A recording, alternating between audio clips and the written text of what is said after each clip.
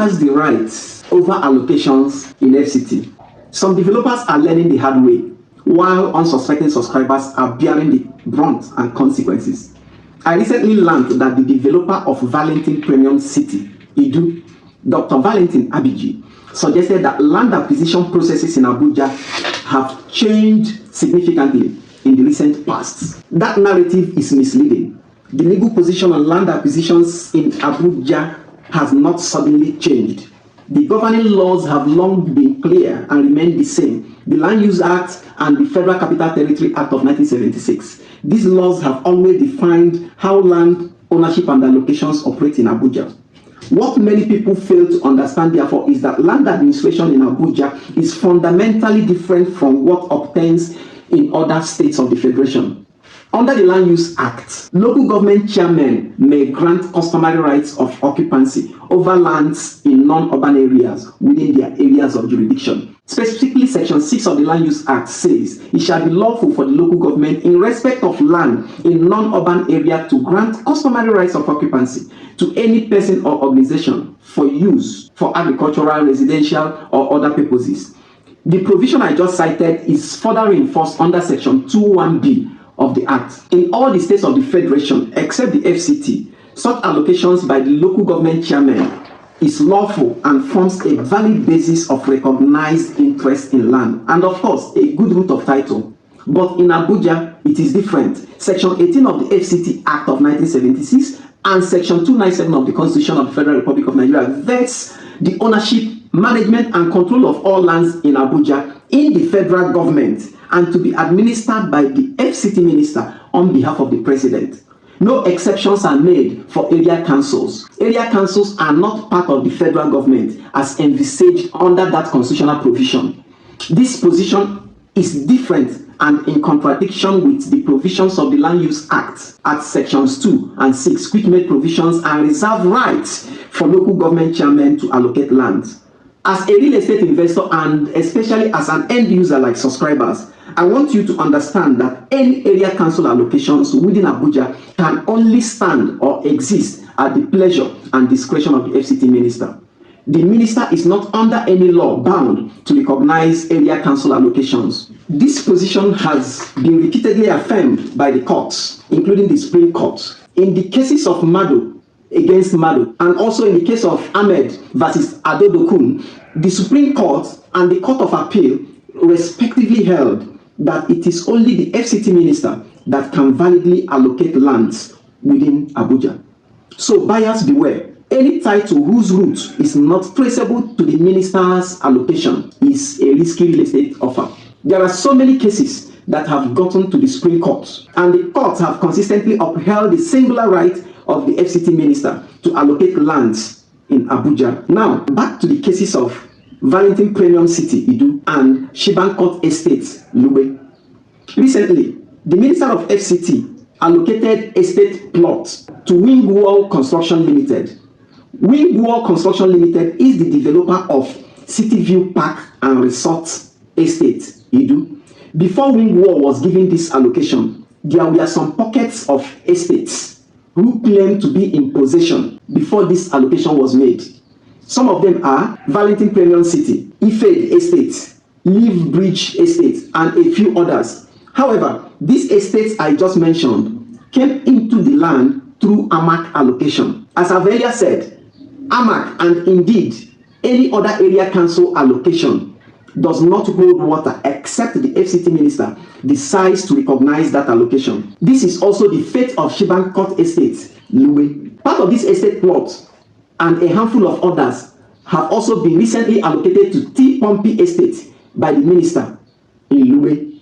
But unfortunately, out of sheer ignorance or deliberate intention to deceive, the developers of these estates who came into possession through area council allocations are telling their subscribers that Wike has revoked their titles. But I want you to know this. As far as FCT is concerned, these estates that I mentioned who claim that Wike has revoked their titles are telling their subscribers half-truths. The truth is that they had no title ab initio, but an average subscriber who doesn't understand the legal nuances between the land administration in the states will wrongly import the same into Abuja land administration. And do you know the public image of Wike?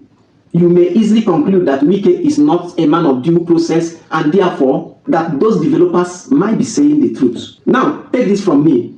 Both the Constitution and the Land Use Act provide that if your allocation is revoked, you shall be entitled to compensation. If your developer tells you that Wike has revoked their titles, ask them of the compensation. But there is no compensation because you can't be compensated for what was not originally allocated to you. I want you to note, however, that if you have an area council allocation, you remain in possession subject to the minister recognizing the possession by regularizing the same and issuing you with statutory right of occupancy or granting the land to whomever he deems fit. It's all within the minister's discretion. Within the period you are in possession, however, pursuant to an area council allocation, if you present a building plan to the development control, you may most likely going to get an approval. This is what most developers use in manipulating their subscribers. The developers will go out advertising and marketing the land that they have FCDA's building plan approval. By this, unsuspecting buyers will presume that the presence of FCDA's building plan approval presupposes valid title. This is exactly the case with Valington Premium City Idu and Shibann Court Estate, Lugbe, and so many other estates the minister just recently allocated to other estate companies. Instead of these estates with area council allocations to open up to their subscribers that they were only in possession, hoping that the minister could recognize and regularize their possessions. Rather, they are busy feigning, pretending surprised that the minister revoked, in quotes, their allocation and allocated their lands to other people. In fact, they make their subscribers believe that it was a revocation, whereas it was never a revocation. If it were to be a revocation, as I earlier said, they would be entitled to compensated monetarily or given another place as an allocation. You can ask, why then did FCDA, that is development control, grant building plan approval based on area council allocation, like in the cases of Valington and Shibann Court? It is important to understand that planning approval is different from title. Development control mainly regulates land use, setbacks, density, compliance with the Abuja Master Plan, environmental and structural standards. These are what they are concerned with. Once your building plan conforms with the foregoing, you are most likely going to get your building plan approved. In other words, that a developer has gotten a building plan approval based on an area council allocation does not tie the hands of the FCT Minister to allocate the land to any person he so wishes. Approval of a building plan does not automatically confer and validate the underlying title. Therefore, what development control grants is building plan approvals and not land titles. Let this be clear. Buyers beware. Now, let's look at regularization and recertification. What happens if, based on area council's allocation, a developer has gotten building plan approval and has actually developed? Where this is the case, the minister is always very reluctant to allocate that same developed property to another person. Instead of demolitions, the FCTA, through its policy of regularization, recognize and formalize allocations by area councils and therefore could issue FCDA C of O. However, this is not automatic upon your application.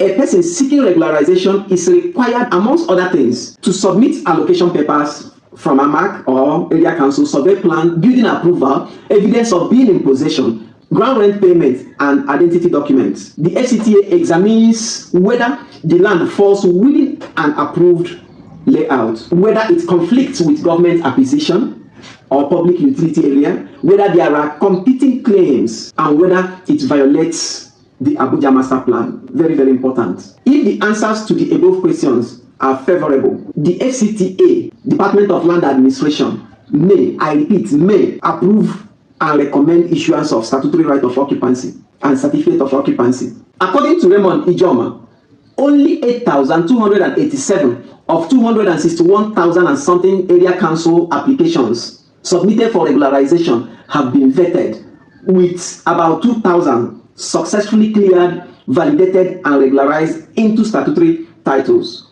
That's a very insignificant percentage. This also highlights that such area councils allocations do not enjoy any statutory protection. Therefore, buyers beware. Whenever you have area council offers, especially undeveloped parcels of land, don't rush into committing your money, because as far as the FCT land administration is concerned, that parcel of land is still unallocated. It becomes risky and more dangerous for you if it is proximate to the central business district. At encumberedproperties.com, the safety of your real estate investments is our goal. Hence, we bring you details of disputed properties, encumbered properties, and every risky real estate offers anywhere found. And if peradventure you know any of such risky real estate offers, kindly let us know. You will be saving a life by so doing. And to better guide yourself in your real estate investment journey, I recommend these resources to you. Number 1, 7 steps to acquiring a clean property title, a practical checklist. These 7 actionable steps hold true in all your land acquisition transactions, and these 7 steps will help you detect and avoid being scammed. The second resource I'm recommending to you, very, very important, is the FCDA guidelines for real estate development in Abuja. This manual is for every investor, developer, realtor, and property lawyers. The links to download each of these books are in the description. Don't forget to share this knowledge for others to learn. Also, like and subscribe so that you don't miss any of our real estate investment red alerts. I remain Madueke Enwere. I'm a Chief Superintendent of Police. I am a real estate investment lawyer, and by God's grace, the founder, Encumberedproperties.com. Encumberedproperties.com remains the only real estate fraud prevention platform where we love you and care about the safety of your real estate investments. Thank you.